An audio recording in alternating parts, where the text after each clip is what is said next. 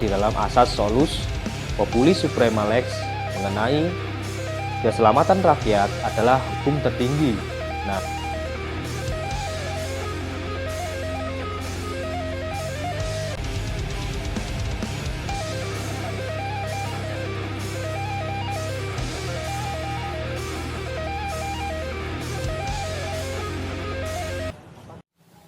Assalamualaikum warahmatullahi wabarakatuh. Kembali bersama channel saya Faisal_Vector, channel yang memberikan edukasi soal hukum, sosial, dan politik.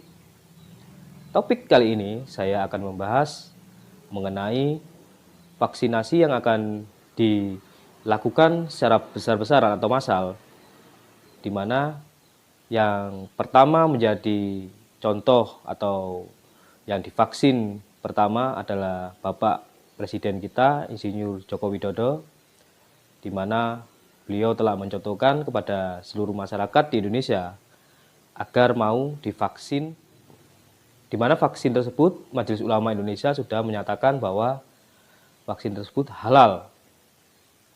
Namun, yang menjadi tengah ramai di perbincangan adalah mengenai soal pemidanaan bagi seseorang yang menolak divaksin, dan apakah vaksin tersebut serta-merta seseorang bisa terbebas dari COVID-19.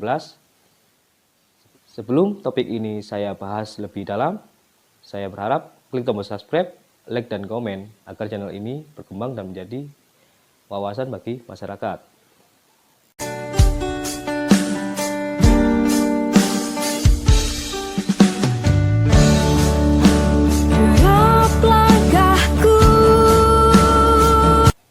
Mengapa seseorang yang menolak divaksin bisa diancam dengan sanksi pidana dan denda sebesar 1 juta rupiah?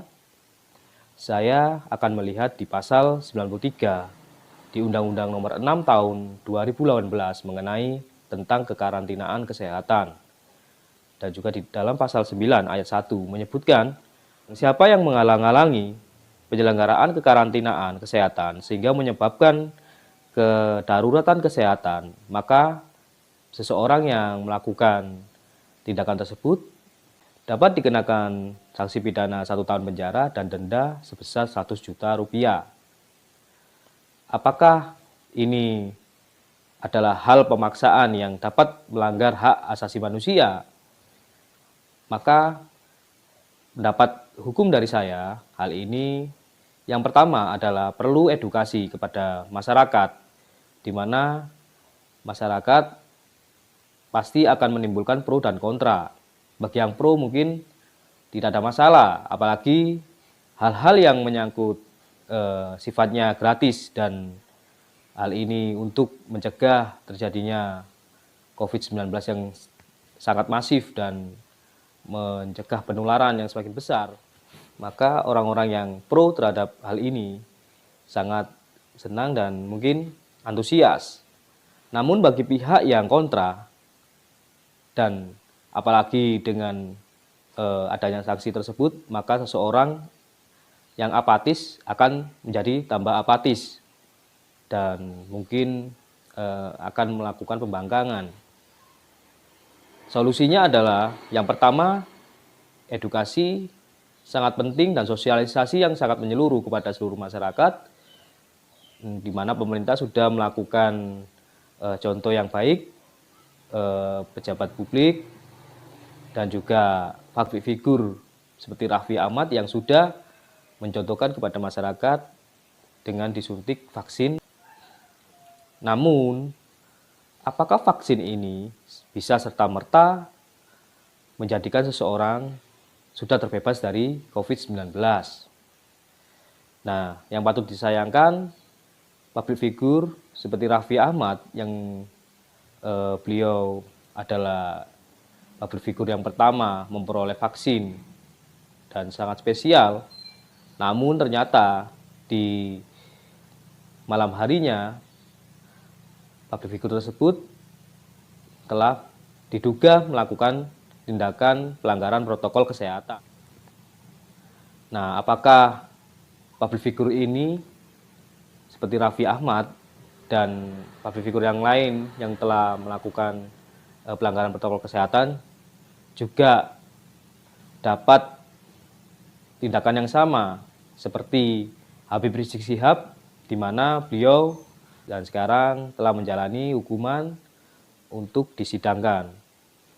Apakah equality before the law ini bisa dilakukan kepada seluruh masyarakat, bahkan tidak mengenal itu public figure atau bahkan pejabat publik, karena hukum sifatnya semua sama rata, siapa yang melanggar harus ditindak sesuai dengan undang-undang yang sudah ditentukan di dalam pasal 93 di dalam Undang-Undang Nomor 6 tahun 2012 tentang kekarantinaan kesehatan. Nah, hal-hal yang sekarang menjadi polemik yang sangat besar karena seharusnya pemerintah melakukan upaya-upaya persuasif terlebih dahulu, sosialisasi yang sangat besar pada seluruh masyarakat agar masyarakat tidak terpengaruh oleh provokasi-provokasi dan berita-berita hoaks mengenai vaksin dan sebagainya. Dan juga dijelaskan bahwa vaksin tersebut aman dan sesuai dengan fatwa Majelis Ulama Indonesia yang menyatakan vaksin tersebut halal, agar tidak terjadi keresahan-keresahan bagi orang-orang yang menolak atau akan menolak vaksin tersebut. Dan jika sanksi pidana dan sanksi administratif itu gencar dilakukan, maka orang-orang yang apatis akan semakin tambah apatis, semakin tambah menolak, dan akan merugikan bagi langkah pemerintah untuk menghapus penyebaran COVID-19 yang semakin besar dan tidak ada lagi, dan berharap di tahun depan COVID-19 semakin menurun dan tidak ada, sehingga hal-hal yang dimana kegiatan sehari-hari kita tidak terganggu dan semuanya menjadi normal kembali seperti sedia kala. Hal-hal itu yang sangat kita rindukan, dan memang kita juga harus kritis mengenai hal-hal yang sifatnya baru. Kita tidak ada masalah, dan agar hak asasi manusia dapat ditegakkan, equality before the law, semua rata, hukum tidak pandang bulu juga diterapkan sehingga tidak ada diskriminasi hak-hak masyarakat, tidak ada pengekangan dan sebagainya. Saya berharap upaya-upaya penindakan tegas itu memang bagus, namun juga harus melihat dari sisi di mana hak asasi manusia juga harus dikedepankan. Mengenai langkah-langkah yaitu preventif bisa dilakukan dengan konseling kepada seluruh masyarakat, dan apa alasan-alasan apabila seseorang yang menolak divaksin, dan kita bisa memberikan edukasi menyeluruh bahwa baik buruknya jika menolak vaksin itu, atau baiknya jika kita dapat menerima vaksin, nah apakah ada risiko dan sebagainya, juga harus bisa diberikan sosialisasi dan pemahaman ini kepada seluruh masyarakat agar terhindar dari orang-orang yang tidak bertanggung jawab, orang-orang yang melakukan provokasi-provokasi dan berita-berita hoaks mengenai vaksin tersebut. Nah, memang saya tidak menyalahkan pemerintah. Pemerintah ingin langkah-langkah sosialisasi ini dapat menyentuh seluruh lapisan masyarakat dan mengenal di dalam asas solus populi suprema lex mengenai keselamatan rakyat adalah hukum tertinggi. Nah, ini adalah yang mungkin diterapkan oleh pemerintah dalam hal ini agar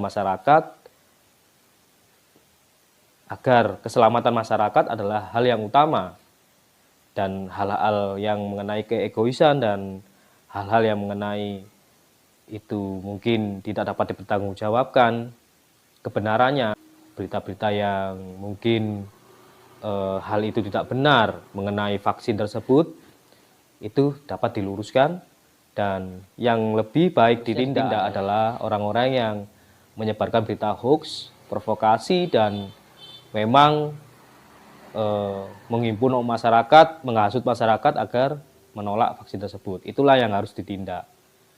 Jika pemerintah bisa memberikan solusi tersebut, maka semua orang bahkan akan menerima vaksin tersebut dengan antusias dan tanpa adanya pembangkangan yang dilakukan karena komunikasi yang tidak diterima dan juga sosialisasi yang tidak bisa diterima kepada masyarakat.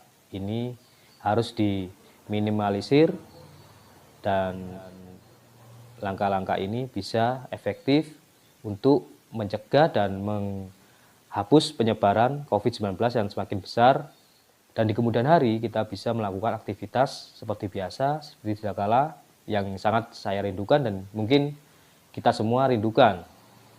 Bisa kemana-mana tanpa masker, bisa anak-anak bisa kembali bersekolah di sekolahnya masing-masing, bertemu teman-teman, bersosialisasi. Itu yang kita harapkan di kemudian hari. Maka tidak ada salahnya kita mendukung langkah pemerintah untuk kebaikan dan untuk hal-hal yang sifatnya untuk menyelamatkan rakyat dan seperti asas yang sudah saya sebutkan tadi. Terima kasih. Topik kali ini, tunggu topik-topik mengenai edukasi soal hukum, sosial, dan politik. Terima kasih. Wassalamualaikum warahmatullahi wabarakatuh.